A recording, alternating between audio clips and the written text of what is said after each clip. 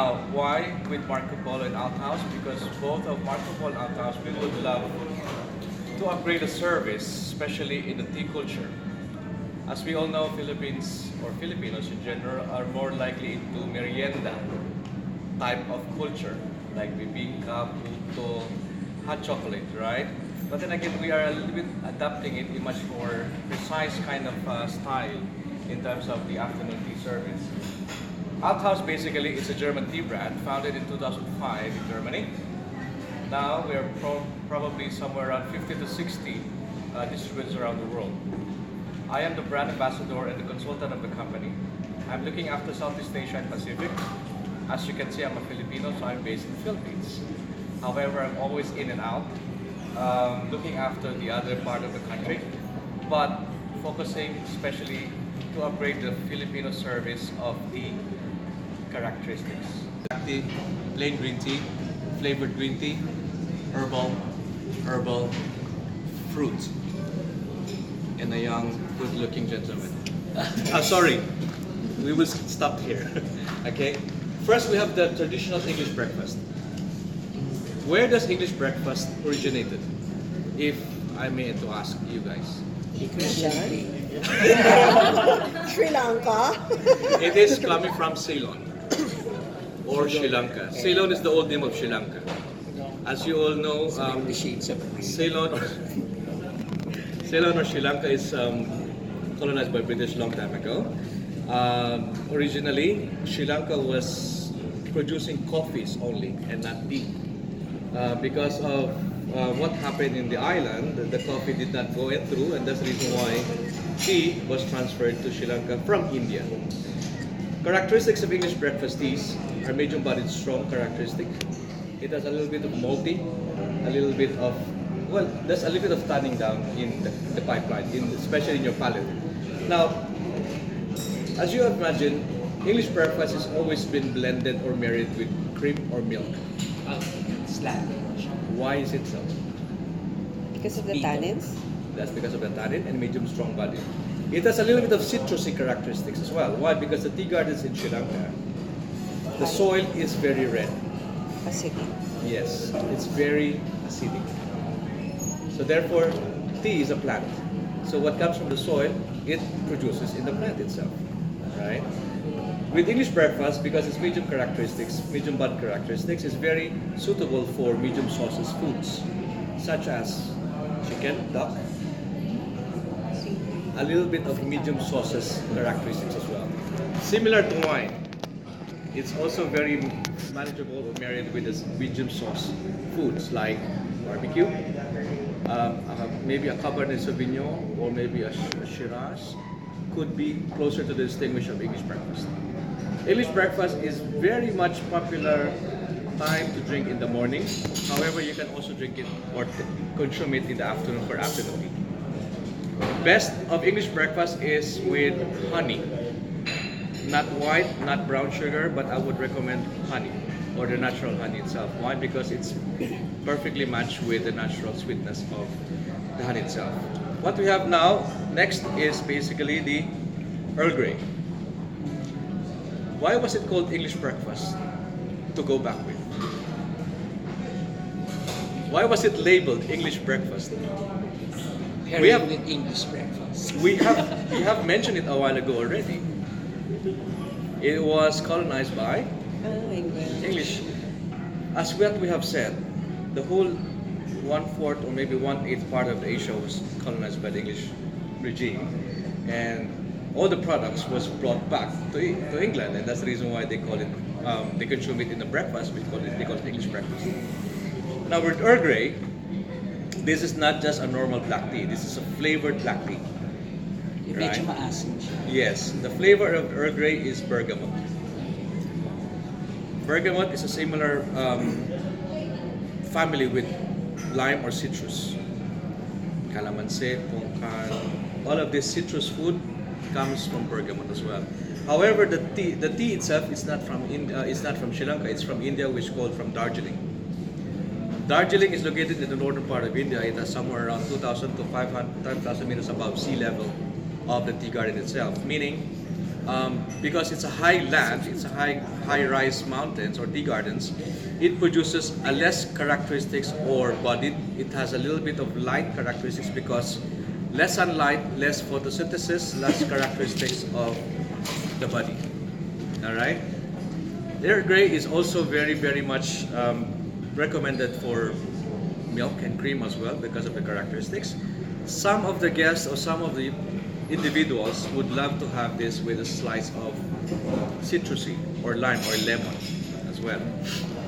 Earl Grey is very recommendable to blend with a light beer whiskey as well. Tea is also very much recommendable for making an iced tea cocktails or a creative cocktails from alcohol itself. English breakfast is well blended with red label whiskey or young whiskey, same with Earl Grey. Any questions so far with the black teas? Yeah? Any questions so far? No? Alright.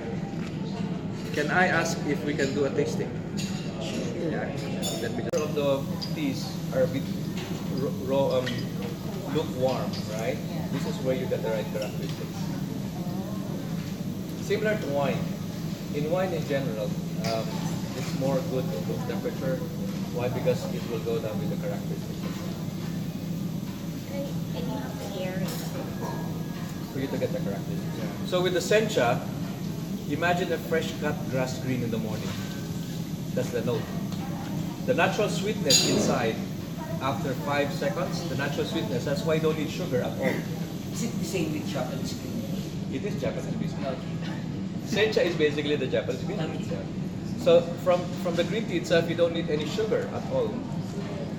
Because it's natural sweetness. On top of that, what we use of water here is coming from the minerals, so it blends in with the calcium.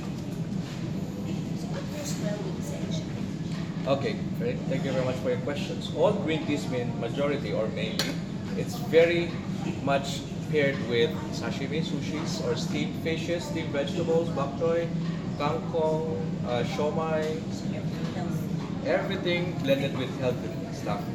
With the sencha, it has the most highest quality of green tea because, again, green teas in general has a very high amount of antioxidants. You can drink it every single day, the whole day. Why? Because it releases, detoxes our body. You might go to the toilet once in a while because you pee it. That means you're releasing your fats. All the fats, okay. That's good. Oh, okay. Isang baso na. Okay, order please. So there's no such... Especially sencha is very much characterized as a little bit of tannin. It's very much high quality, light and mild, natural sweetness at the end. So you don't need any sugar at all. If you add sugar on the green tea, especially sencha, you might be crossing the line. Why? Because you're destroying the quality of the tea itself. This is a plain green tea, which is sencha, purely sencha. This is produced or plucked first season of the year, which is somewhere around March or April. So that's the high quality. No, the dry. Yes. All right. Now on the side, which is the flavored green tea, it's actually also sencha based, but flavored with rose hips, hibiscus, cornflower, sunflower, with citrus and lemon. Napupuri na siya. Exactly. So it's more. Sometimes I use it for my car freshener. I guess, yeah. That would work here. Yes. No, seriously, I do that. The scent itself. I just open it a bit and then let it open and then spread and close it again. Yeah. So with green teas, no, the fruit, yeah. So as you can see, the tea leaves, they're actually the same size. The only difference is this is flavored and this is plain. Can I ask you a question? What is the difference between black tea and green tea? Why is it called black tea? Why this is called green tea only? Color. Species. Obviously the color. All right. Yes,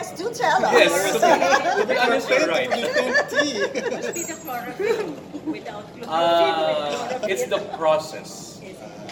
They're all coming in the same tree plant. The only difference is this is coming from Camellia sinensis. Okay. Sorry, this is both Camellia sinensis, and this is fermented, and this is not fermented. Fermented and not fermented. What is not fermented? Imagine who eats apple here. How do you eat your apple? How? You Slice. bite?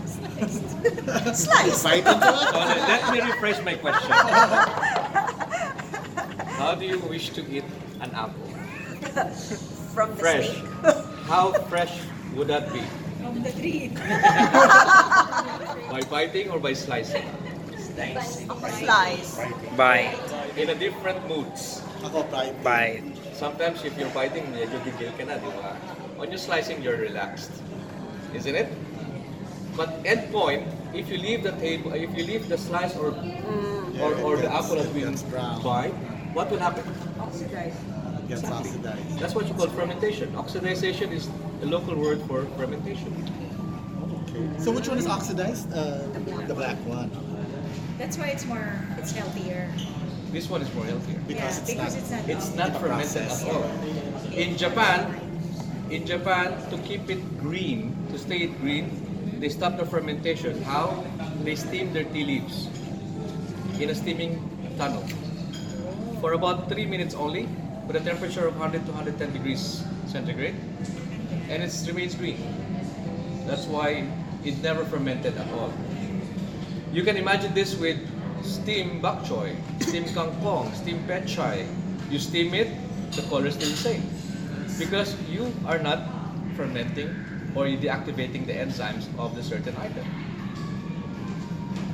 You got it now? So which one is more healthier? Let's go for the green. Green is gold. Okay? That said, green tea is very recommendable for fish, light meat, even steamed chicken, white meat. That's okay. Because if you do a cross pairing with medium sauce, then it will overpower with the heavy sauce with the green tea. Alright? Let's move now with the herbal infusion. Why is it called herbal infusion in the first place? Floral. Because Because there are flowers. thank you. The main reason about that is because chamomile and peppermint are not from the tea leaves. They're not teas. I mean, they're not. They are not teas at all. At all. So meaning they have no caffeine and no tannin at all. They are the digestives or aperitifs of a tea beverage in every restaurant. No caffeine and no tannin, very relaxing. In fact, chamomile, the brewed chamomile flower, you can actually use this for your skin. Scrub. Even in your face or even somewhere, everywhere. Why? Because the natural flowers is very good for your vitamin E for the skin. Yes. Try it. So that's better for, you know what they say about putting cold tea bags on your eyes? So it's better to use herbal. If you're like going to sleep already, or maybe you're in Sir, may acid po. Yes. Sorry. May acid. So it's like you're going maybe if you're relaxing in the bathtub and then just around about time just keep it in your. It's like a mud bath. Should always, in my tub of milk.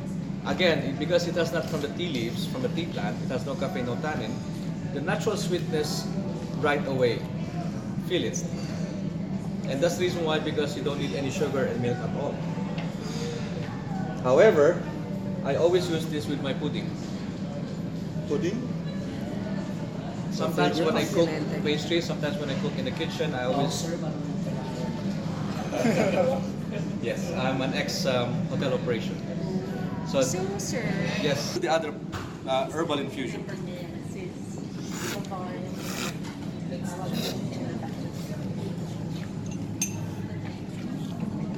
Cool, menthol on your palate. Just like our very own juicy fruit gum. Because of the eucalyptus. Right? No caffeine. No caffeine. Chamomile is also very recommendable for colds and flu. if you have colds and you have flu, and sometimes you might have a bad effect on the paracetamols, chamomile is the alternative solution. The natural ingredients make you more relaxed. Peppermint somehow is very recommendable for your migraine or headache. Alright? Because sometimes paracetamol has side effects, right? So that's the natural way. Okay? Again, with peppermint, no sugar, no nothing. Enjoy it. I'll also make this as an iced tea cocktail as well, especially with a nice, good Bombay Sapphire whiskey. Gin. That's very nice for With the Bavarian mint. With the peppermint. Especially on the sundown time. Alright? Last but not the least, because you didn't have your breakfast and lunch, this is Manila yours. mango. Mango. Kasi you know the mango leaves. We had a mango. And it cleanses your palate from the rest. So I would like you to try. I want. Ay, sige, ako first. When you were kids, The cough vodka? syrup? No, cough syrup. Talaga? Hindi naman. Kasi Really? tastes like cough syrup. So, iba pala yung cough syrup. Robitussin. Bison ball. Exactly. So, So, I lang gusto may vodka. yes. So in general, ladies and gents, teas are basically same line with food. It can be blended with the natural food that we eat every single day in each and every restaurant. It can be blended with meat. It can be blended with vegetables, seafoods, turkeys, anything. Same thing with coffee. Our chefs has a very good idea on that. However, we recommend as well to brew it and then blend it with the sauces and how they cook it, especially slow cooking meat and slow cooking foods. Any other questions? Ano yung recommended parang dami ng tea per cup? We brew it on the bar, which is basically a 0.4 liter of teapot, 2 teaspoons. This is not a teaspoon, but 2 teaspoons each and every cup, a measurement, which is 3.9 grams to be exact. But obviously, all of us have different portioning. All right. Any other questions that I can assist with? So it's not boiling water.